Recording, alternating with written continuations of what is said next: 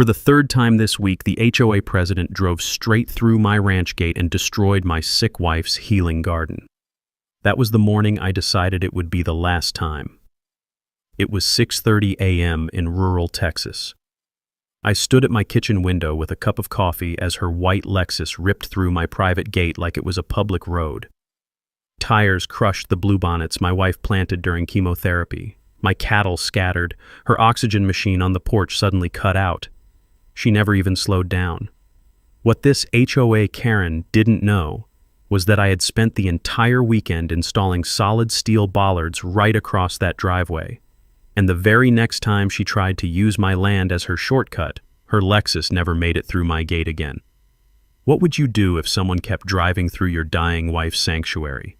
My name's Clayton Rivers. I'm 58 years old, retired after 28 years in the Marines where I specialized in hydraulic systems on aircraft carriers. Now I tend cattle and care for my wife Sarah, who's fighting stage 3 breast cancer on our little piece of heaven in East Texas. We bought this ranch 5 years ago when Sarah got her diagnosis. The doctors said stress was her enemy, so we found 200 acres of rolling pasture with a creek running through it. Sarah fell in love with the idea of creating a butterfly sanctuary, native Texas wildflowers that would attract monarchs during their migration. On her good days between chemo sessions, she'd sit on our wraparound porch, oxygen tank beside her chair, watching those orange and black wings dance through her garden. The ranch sits about 2 miles outside the city limits, surrounded by open land in one fancy subdivision called Meadowbrook Heights. 200 homes, all beige stucco with red tile roofs, where the HOA makes sure every mailbox is exactly the same shade of forest green. Our trouble started 3 months ago with Brenda Winchester, 52 years old, pharmaceutical sales manager, and the iron-fisted president of the Meadowbrook Heights HOA.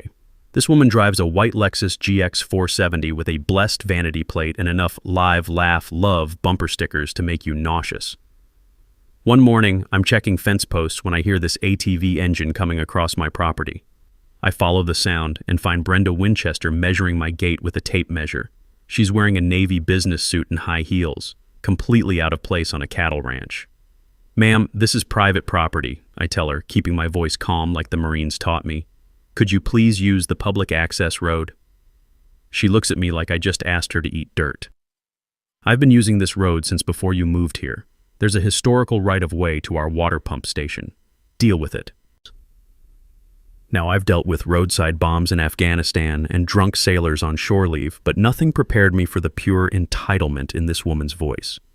She climbs back on her ATV and roars off toward the subdivision, leaving deep ruts in Sarah's carefully maintained gravel path. The smell of diesel exhaust hung in the air long after she disappeared. I walked back to the house where Sarah was sitting on the porch, watching a monarch butterfly that had landed on her honeysuckle vine. "Who was that, honey?" she asked, her voice weak from yesterday's chemo session. "Nobody important," I said, but my hands were already shaking, not from fear, from barely controlled rage. In the military, we called it seeing red.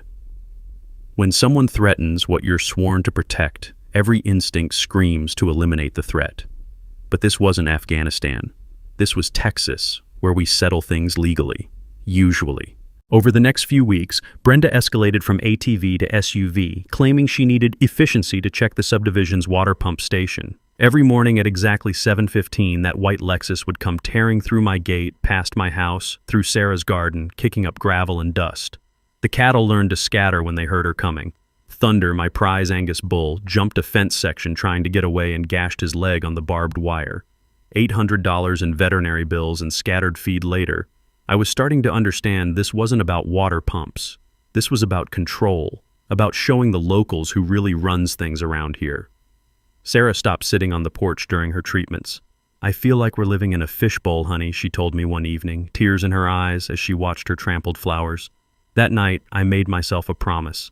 Sarah's sanctuary was going to stay sacred, no matter what it cost me.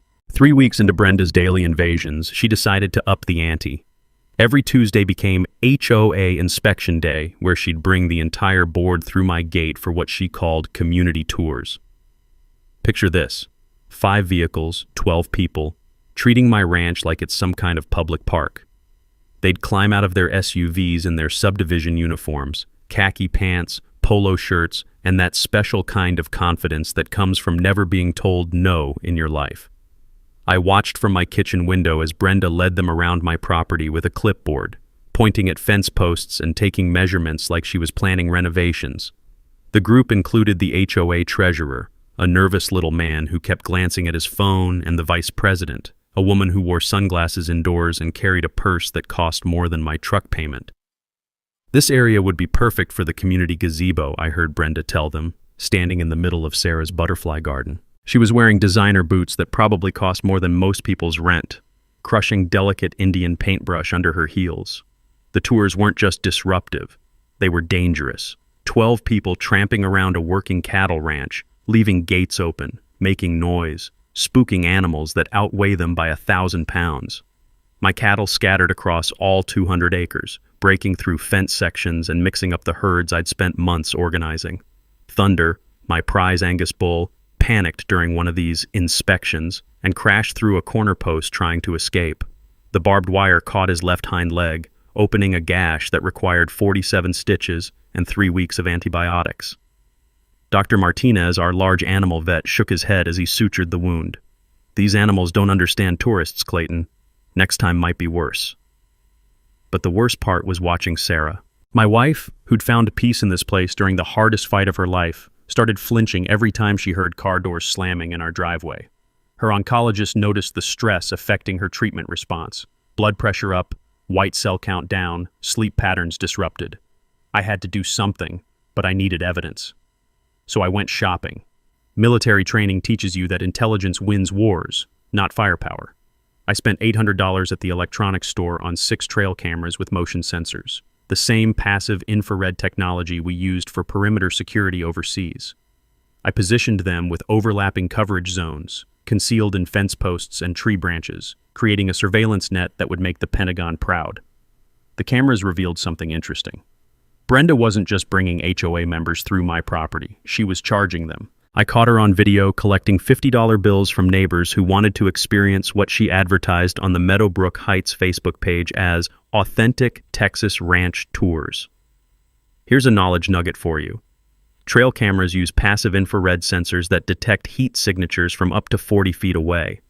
They're motion-activated, weatherproof, and can run for 6 months on lithium batteries. Same technology the military uses, but you can buy them at any sporting goods store. Translation: you can document trespassing professionally without spending a fortune. But catching Brenda in the act wasn't a deterrent. It was just intelligence gathering. She spotted my cameras on her 3rd tour and actually smiled and waved at them. "Can't stop me from using my road," she called out, like she was daring me to try. That evening, I sat at my kitchen table reviewing the footage on my laptop. 47 separate trespassing incidents in 3 weeks, each one time-stamped and GPS tagged. I cross-referenced the dates with HOA meeting minutes that Brenda posted online, looking for patterns. The pattern was chilling.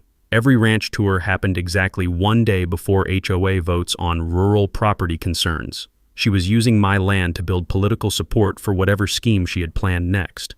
I called my Marine buddy Jake, who'd become a lawyer after his discharge. He reviewed the video footage and whistled low. "Clayton, this is clear criminal trespassing with commercial intent, but proving she's charging for access to your property requires more documentation." "What kind of documentation?"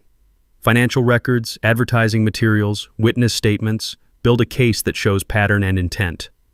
That night, Sarah found the energy to plant a new section of her butterfly garden, zinnias and cosmos that would bloom in late summer. She worked slowly, stopping frequently to rest, but her eyes had that determined sparkle I'd fallen in love with 28 years ago. "No one drives through your flowers again," I promised her. "I know, honey. I trust you." But trust wasn't going to be enough. This was just the beginning.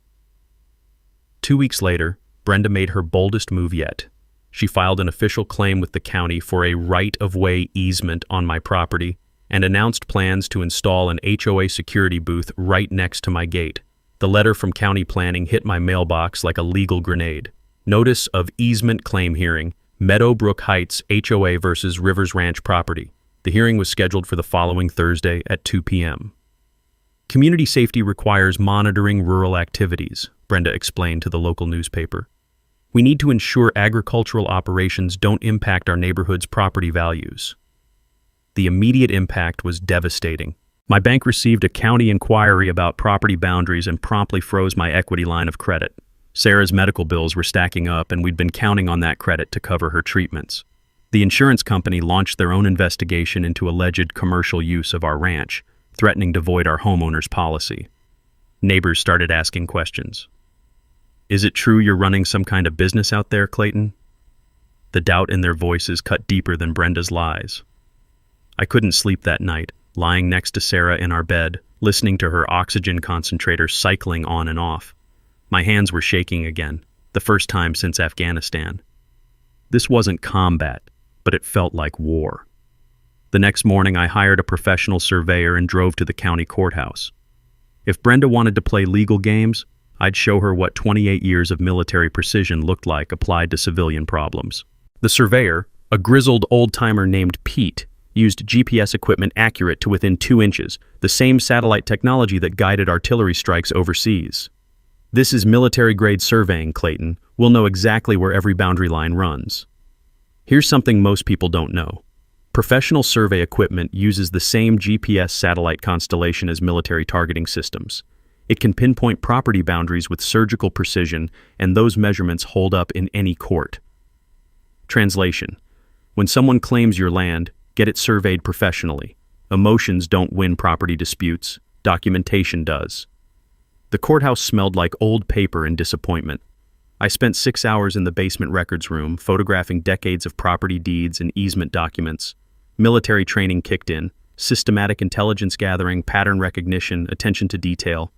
What I found made my blood run cold. There were no historical easements on my property. None. The previous owner had never granted access rights to anyone. That road existed because it was convenient, not because it was legal. But here's the mini twist. The survey revealed something Brenda didn't expect. Her precious HOA water line was illegally crossing 3 other properties besides mine. For 15 years, she'd been trespassing on multiple ranches, not just mine. I drove straight to my neighbors. Tom Henderson, who ran cattle on the section north of me. Maria Santos, whose family had owned their land for 4 generations.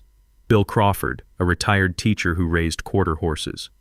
"You're telling me this HOA line crosses my property without permission?" Tom asked, studying the survey maps spread across his kitchen table.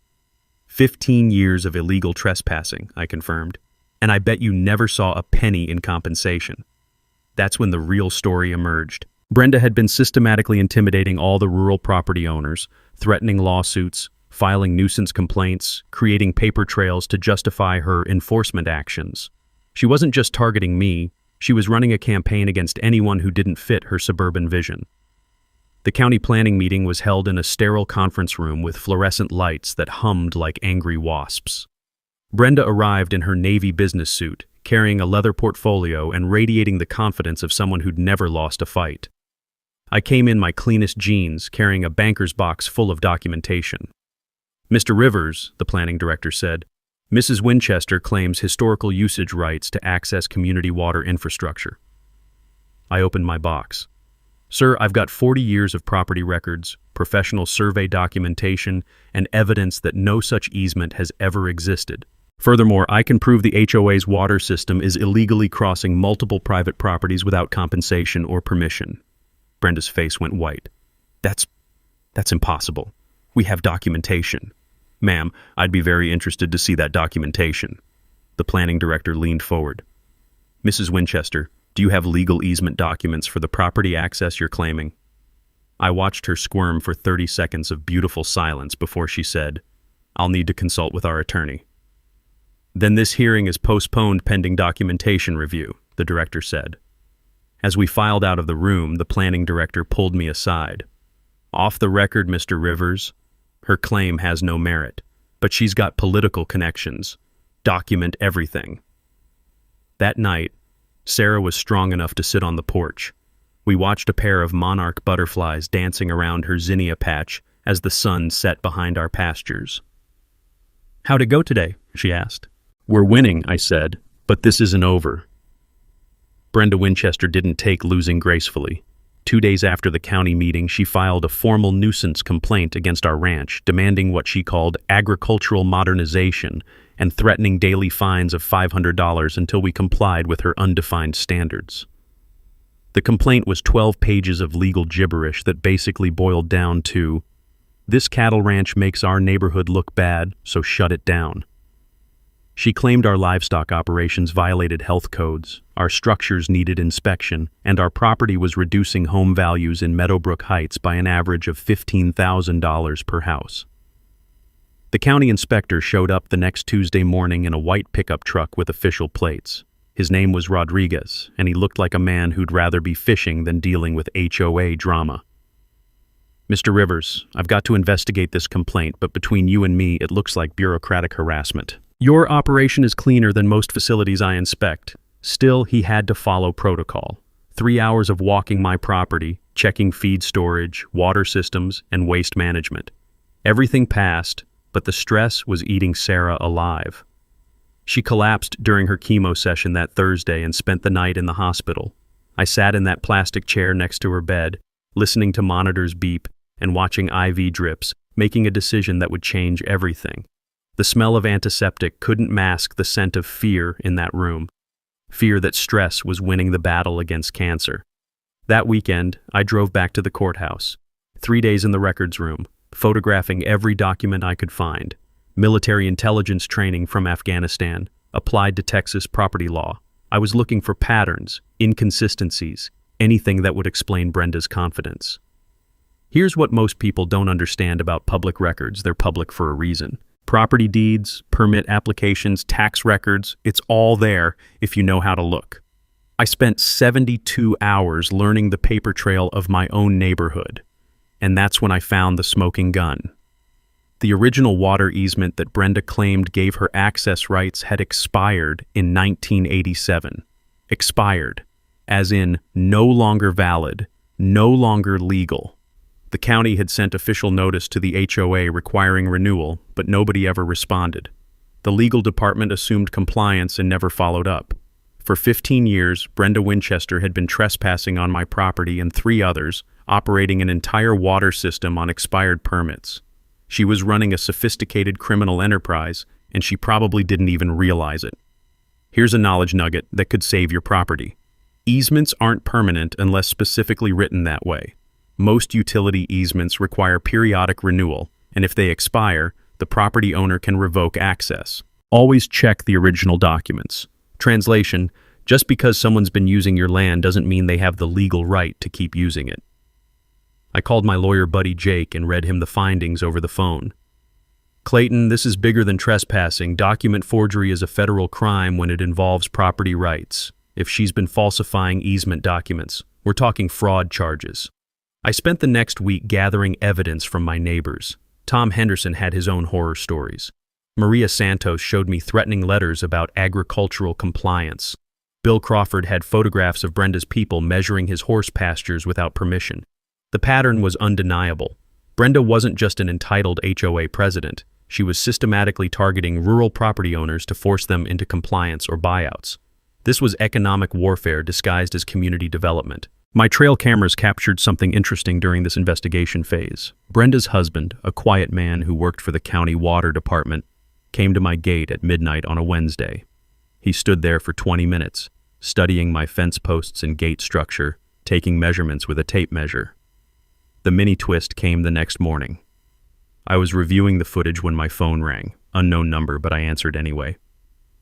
"Mr. Rivers, this is David Winchester, Brenda's husband. I need to talk to you."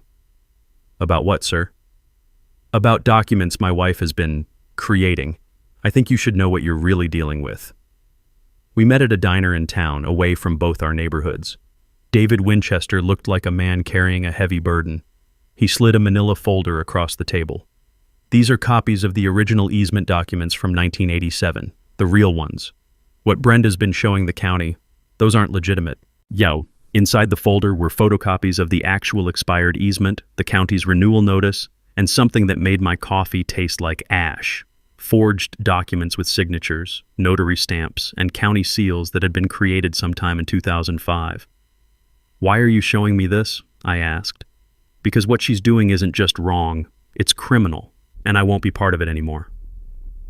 That night, Sarah was strong enough to plant bulbs for next spring's flowers.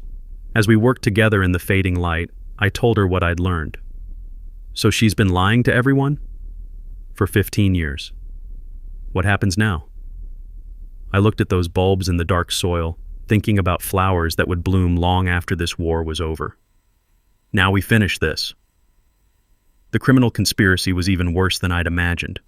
David Winchester's documents told a story of systematic fraud that went back nearly 2 decades. In 1987, the original water easement across my property and 3 others had expired exactly as scheduled. The county sent certified letters requiring renewal applications, proper compensation, and updated legal agreements, standard procedure for infrastructure crossing private property. The HOA never responded, not a single letter, phone call, or filing. From 1988 to 2003, they operated their entire water system illegally, hoping nobody would notice or care. Small-town bureaucracy being what it is, they were right. The legal department assumed compliance, filed the paperwork in some dusty cabinet, and moved on to more pressing issues. Then in 2004, Brenda Winchester became HOA president. Smart woman, pharmaceutical sales background, understood how systems worked. She discovered the expired easement problem during a routine audit and realized her entire community was vulnerable to water shutoffs if property owners ever figured out the truth. So she solved it the criminal way. David Winchester had copies of everything. The forged easement documents, backdated to 1985 with signatures from people who'd been dead for years. Notary stamps from officials who'd never notarized anything related to water rights. Even a county seal that hadn't been adopted until 1995, mysteriously appearing on documents supposedly created a decade earlier. The document forensics are amateur hour, Jake told me over the phone after reviewing David's evidence. Digital printing on papers supposedly from 1985, photocopied signatures, notary seal from someone who died in 1990. Any federal investigator would spot this in 5 minutes. But here's what made it a sophisticated criminal enterprise. Brenda had done this on 3 other properties besides mine. 4 separate acts of document forgery representing over $500,000 in stolen property rights over 15 years. This isn't just trespassing anymore, Jake continued. We're talking federal wire fraud, mail fraud, conspiracy, civil rights violations under color of law. She could be looking at decades in federal prison. The power dynamic had completely shifted. For months, I'd been playing defense, reacting to Brenda's moves, feeling like the underdog fighting superior forces. Classic asymmetric warfare, small unit against a larger, better-equipped enemy. But now I realized the truth. I wasn't fighting a superior enemy. I was dealing with a criminal who'd been running a bluff for 15 years, hoping nobody would call her on it. David Winchester's revelation changed everything. She's convinced herself the forgeries are legal because they've been unchallenged for so long. That's her weakness. She thinks she's untouchable. The psychological profile made sense. Brenda Winchester had spent 15 years believing her own lies, surrounding herself with people who validated her version of reality. She'd never faced serious opposition because small-town property owners don't usually have the resources to fight HOA legal teams. But she'd never dealt with a marine engineer who specialized in finding weak points in complex systems. I spread David's documents across my kitchen table, studying them with the same attention I'd once applied to roadside bomb patterns. Signatures, dates, notary seals, paper stock, printing methods. Everything told a story if you knew how to read it. Sarah joined me at the table, her oxygen tank humming softly beside her chair. Even weakened by chemo, her mind was sharp as ever. She's been stealing from everyone, Sarah said, tracing the timeline with her finger. 200 families paying water bills for stolen access. 4 property owners losing rights they never gave up. How much money has she taken? I did the math. Average water bill increase over 15 years, multiplied by 200 homes, factored for infrastructure costs that should have been properly negotiated. Conservative estimate $1.8 million in fraudulent charges. This isn't just about our ranch anymore, I told Sarah. This is about justice for an entire community. The legal strategy crystallized in my mind like a tactical plan coming together. Document the fraud, expose it publicly, coordinate with law enforcement, and make sure the evidence was so overwhelming that Brenda couldn't lie her way out. But first, I needed to set the trap. Because I had a feeling that when Brenda realized her criminal empire was crumbling, she'd make one final desperate move, and I wanted to be ready for her. Military operations succeed through planning, preparation, and precision execution. Brenda Winchester was about to learn what happens when you declare war on a marine engineer who specializes in hydraulic systems. My first call was to a security contractor in Houston who specialized in embassy protection. Vehicle barriers, specifically. The technology that protects American diplomats in hostile territories was available to Texas ranchers who could afford it. "You want bollards that'll stop a Lexus SUV at 15 miles per hour?" the contractor asked. "That's easy. Question is, you want them damaged or destroyed?" "Completely disabled," I said, "but legal. I want documentation that proves they were warned and chose to ignore it." The system he designed was beautiful in its simplicity. 2 steel bollards, 6 inches in diameter, hydraulically operated, designed to retract flush with the ground when deactivated. When triggered, they'd rise to 3 feet in height in half a second, powered by 3,000 psi hydraulic pressure, enough force to stop a dump truck. Here's the technical knowledge you need. Hydraulic bollard systems use the same pressure principles as aircraft carrier catapults. Compressed fluid in a closed system creates tremendous mechanical advantage. A small pump can generate enough force to destroy any civilian vehicle. Translation: the technology that protects embassies worldwide can protect your private property too. The sensor system was equally sophisticated, weight-detecting pressure plates embedded in the road surface, calibrated for vehicles over 3,000 pounds traveling faster than 5 miles per hour. Motion sensors provided backup detection, and everything fed into a central controller with remote override capability. Total cost, $12,000 installed. About what I'd been spending annually on Brenda's property damage. But the physical trap was only one element of the strategy. I needed legal documentation that would stand up in federal court. Jake connected me with a prosecutor friend who specialized in white-collar crime. Jennifer Martinez had spent 10 years with the FBI Financial Crimes Unit before moving to Texas. She reviewed David Winchester's evidence and whistled appreciatively. "This is the cleanest document forgery case I've seen in years. Federal prosecutors love slam dunks like this." I filed comprehensive complaints with the county sheriff, district attorney, state attorney general, and FBI field office. Each package included the same evidence: original expired easements, forged documents, financial analysis, victim statements, and property damage documentation. The investigation timeline coordinated perfectly with Brenda's schedule. Every spring, the HOA held its annual water system inspection, inviting county officials, board members, and residents to tour the infrastructure. Public relations exercise to justify their management fees. This year's inspection was scheduled for April 15th, perfect opportunity for maximum exposure. I recruited allies systematically: Tom Henderson, Maria Santos, and Bill Crawford, the other property owners affected by Brenda's fraud. The local veterans organization who'd been looking for a good fight since the VA hospital controversy.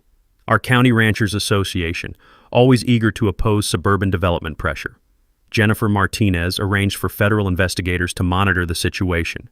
We can't arrest her until she commits a federal crime in our presence, but document forgery gives us jurisdiction once the evidence is solid. The media strategy was equally important.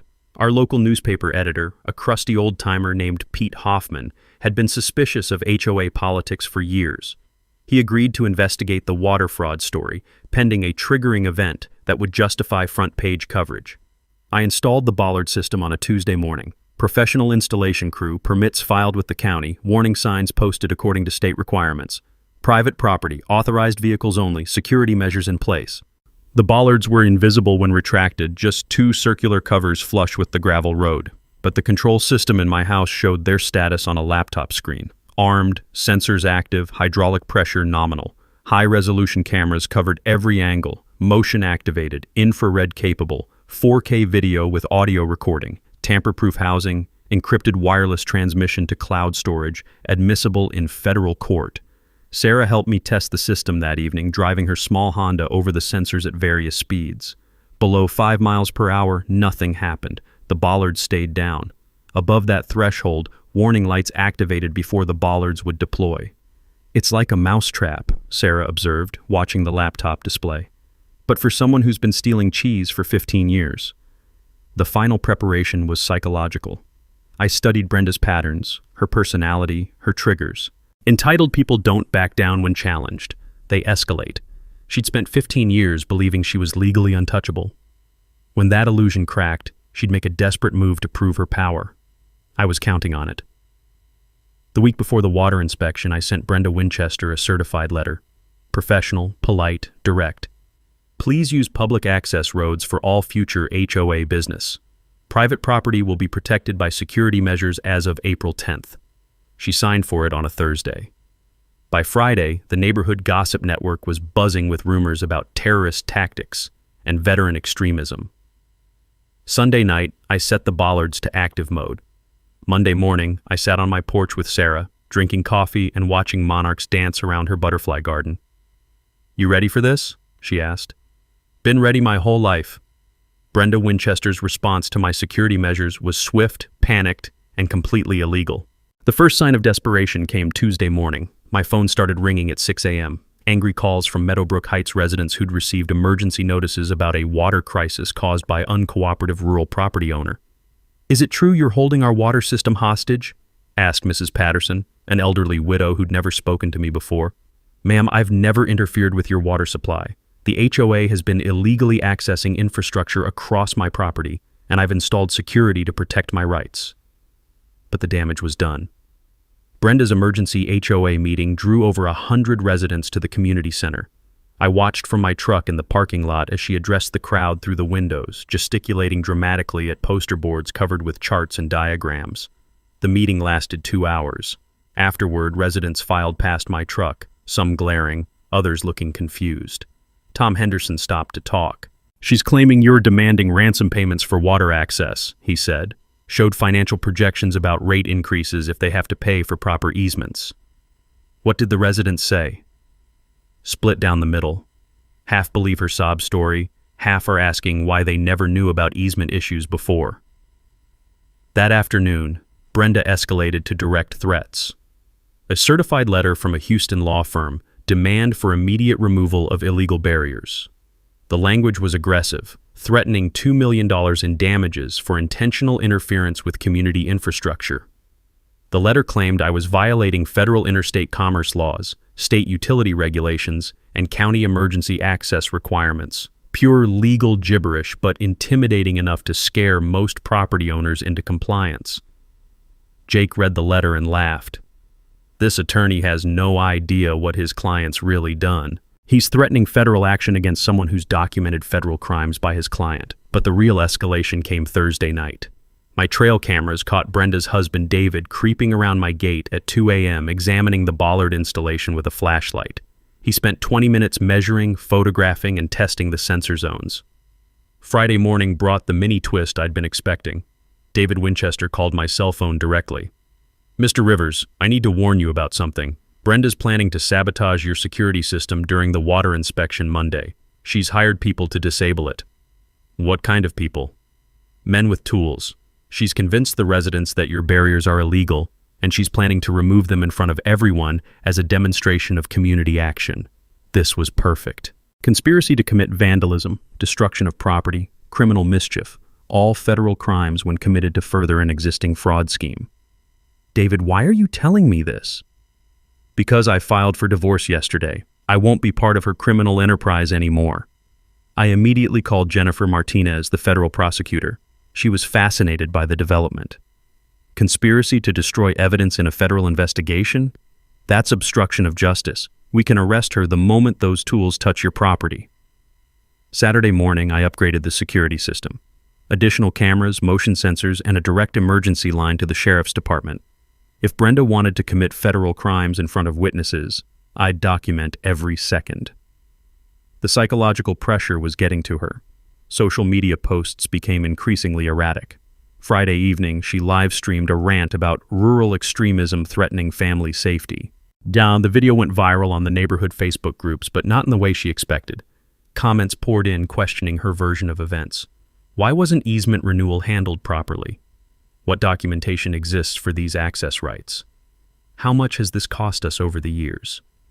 Her responses became defensive, then angry, then desperate.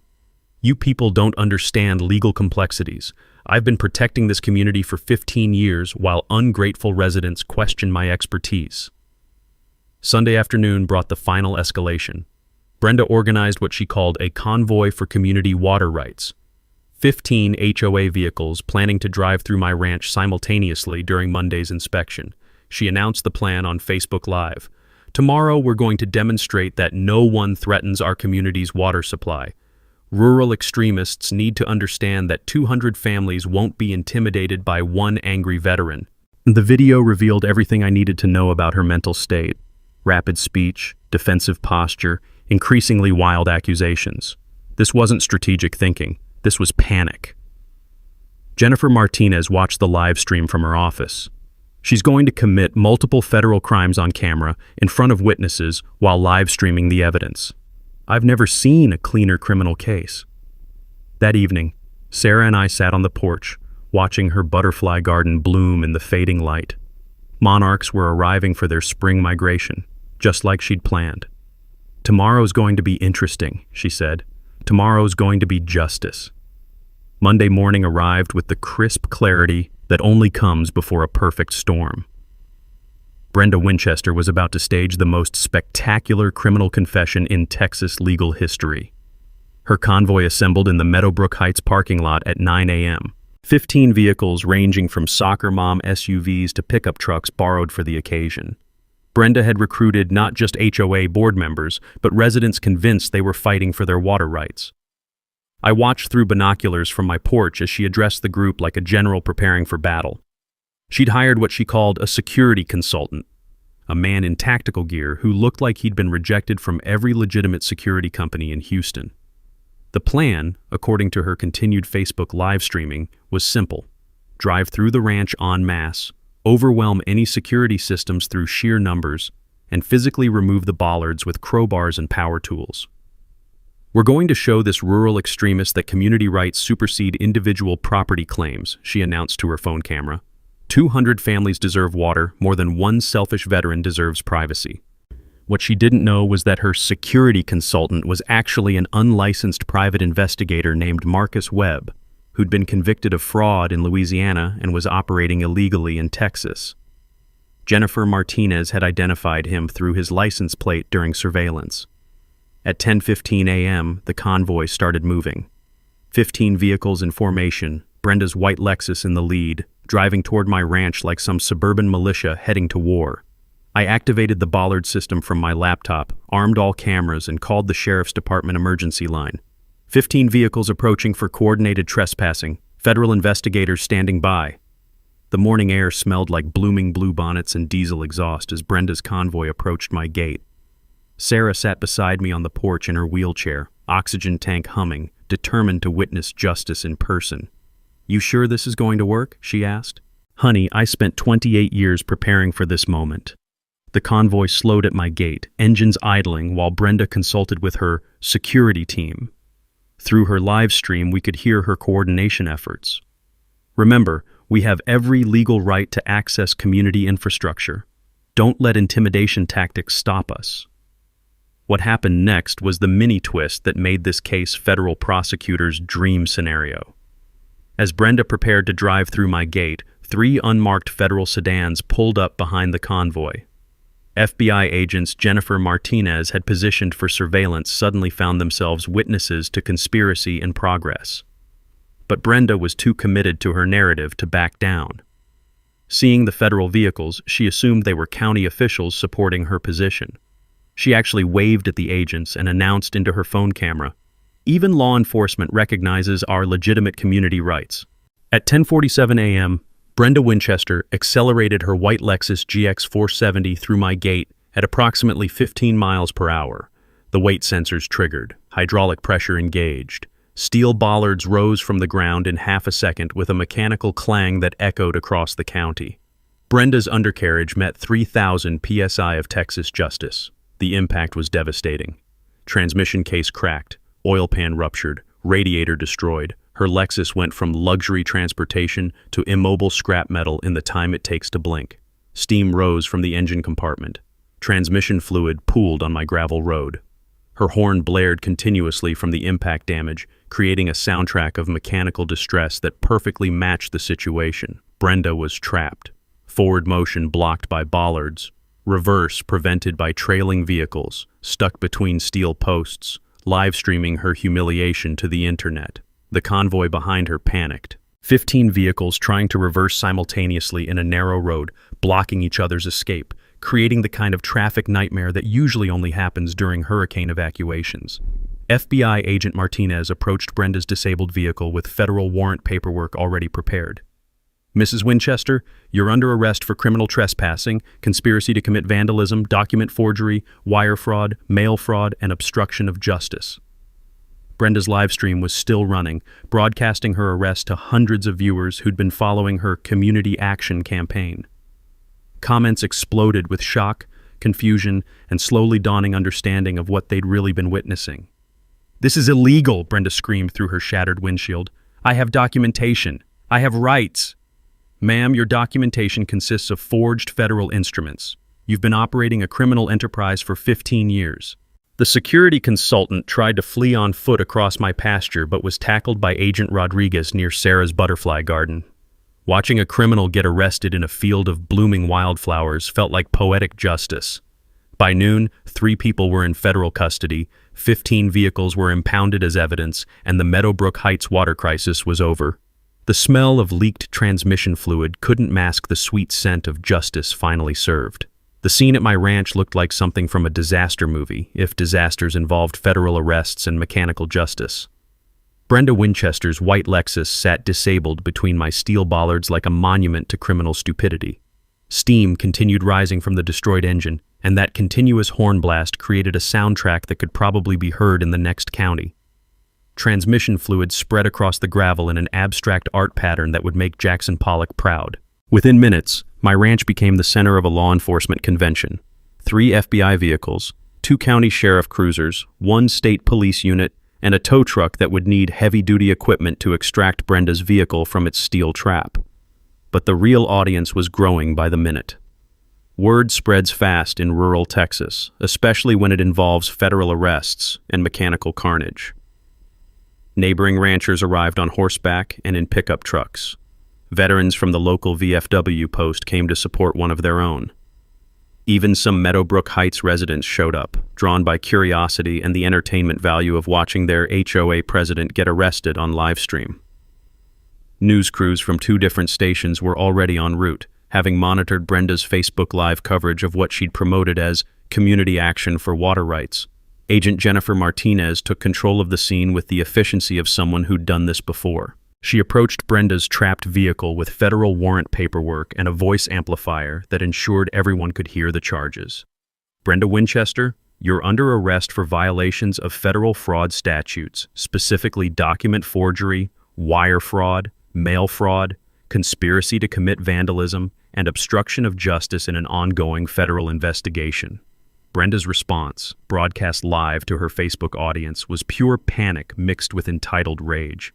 "This is illegal. You can't do this. I have community support. I have rights." "Ma'am, your rights don't include forging federal documents or trespassing on private property." The crowd was growing. Tom Henderson arrived with Maria Santos and Bill Crawford, the other property owners affected by Brenda's 15-year fraud scheme. Local veterans formed an honor guard around Sarah's wheelchair, ensuring she had front-row seats to justice being served. Here's when I delivered my mic drop moment. Walking calmly to the disabled vehicle, I handed Agent Martinez a complete evidence package I'd prepared for this exact situation. "Agent Martinez, this folder contains 15 years of documented fraud, including forged easement documents, financial analysis showing $1.8 million in stolen property rights, and video evidence of criminal trespassing." I paused to look directly at Brenda through her broken windshield. "Ma'am, this is what happens when you declare war on a marine engineer." The crowd erupted in applause. Sarah's oxygen tank couldn't mask her laughter. Even some of the federal agents were grinning. But the real theatrical moment came when I activated my ranch's digital billboard, a purchase I'd made specifically for this day. The message was visible from the road and perfectly framed for news cameras. "Water easement forged, 2005, 15 years of criminal fraud, evidence available to media and investigators."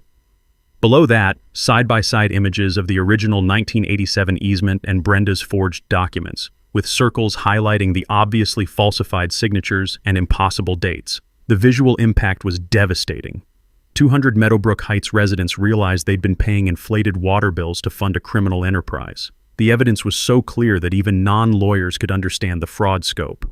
News cameras captured everything: the destroyed Lexus, the federal arrest, the evidence billboard, and the growing crowd of witnesses.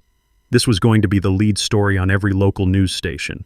Marcus Webb, the fake security consultant, provided additional entertainment by trying to escape across my pasture and getting tackled near Sarah's butterfly garden.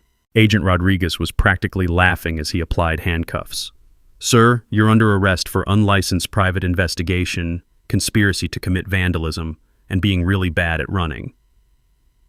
The tow truck operation required special equipment. The Bollards had to be hydraulically lowered to extract Brenda's vehicle, which revealed the complete destruction of her undercarriage, $75,000 of German automotive engineering, reduced to scrap metal by $12,000 worth of Texas justice.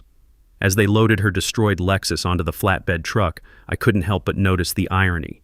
Her blessed license plate was now bracketed by bollard scratches, and her "Live, Laugh, Love" bumper sticker was hanging by one corner. The crowd stayed for over an hour, watching the evidence collection, talking to reporters, and sharing stories about 15 years of HOA harassment that finally made sense. This wasn't just about one criminal. It was about a community discovering they'd been victims of systematic fraud. Sarah squeezed my hand as the last federal vehicle left our property. "Think it's over?"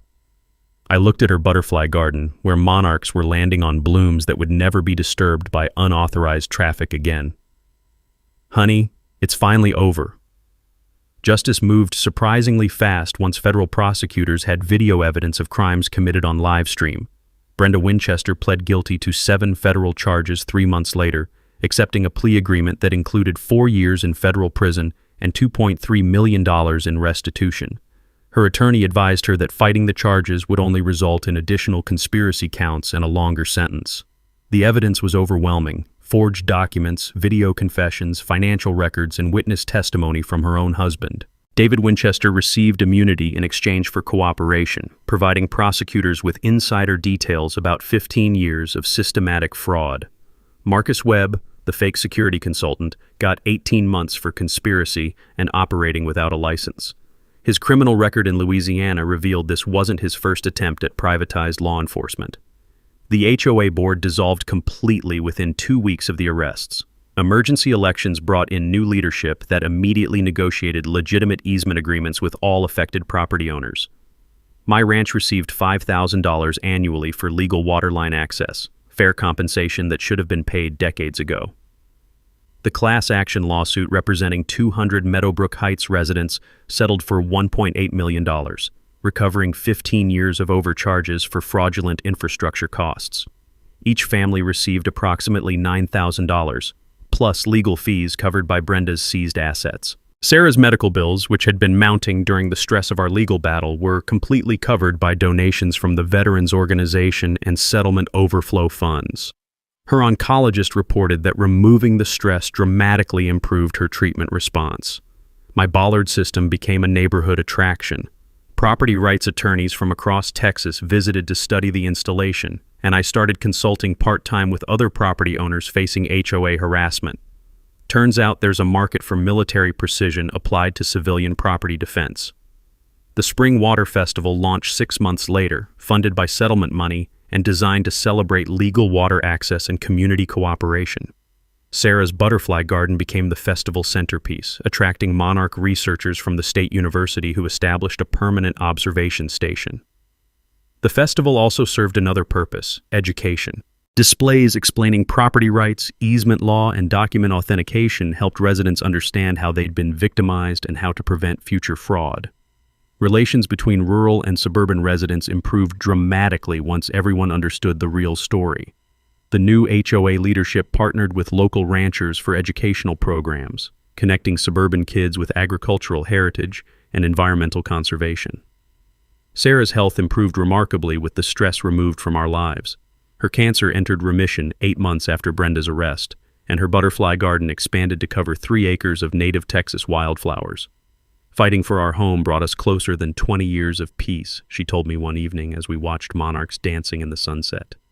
The legal victory established important precedent for property rights in Texas. Agricultural properties now had stronger protection against fraudulent development pressure, and HOA power was limited by stricter oversight requirements. But the most important outcome was personal. Our ranch remained the healing sanctuary Sarah needed during her cancer battle. The butterfly garden flourished undisturbed, attracting monarch migrations that brought joy during her darkest treatment days. From surplus settlement funds, we established the Ranch Rights Legal Defense Fund, providing free legal aid for veterans and rural property owners facing HOA harassment or predatory development pressure. The fund prevents others from suffering the intimidation and financial pressure we'd endured. Jake, my Marine buddy turned lawyer, became the fund's managing attorney, specializing in property rights cases with military precision and veteran determination. 6 months after the arrests, I received a handwritten letter from federal prison. Brenda Winchester, expressing remorse and requesting forgiveness for the pain she'd caused Sarah during cancer treatments. I showed the letter to Sarah, who read it thoughtfully before responding, "Forgiveness is for our healing, not her redemption. I forgive her, but consequences remain." The Bollards are still active, though they've never needed to engage again. Word spreads quickly in rural communities about what happens when criminals target the wrong ranch. But that's not the end of the story. 3 months later, another Karen from the next county over tried to claim mineral rights under our land, armed with similarly fraudulent documentation and entitled attitude. Big mistake. If you've got an HOA nightmare story, share it below. I read every comment and respond to questions about property rights defense. And hit subscribe because these Karens never learn, and apparently neither do I. The Ranch Rights Legal Defense Fund is always looking for new cases where military precision can serve civilian justice. Remember, your property rights are worth fighting for, and documentation beats intimidation every single time.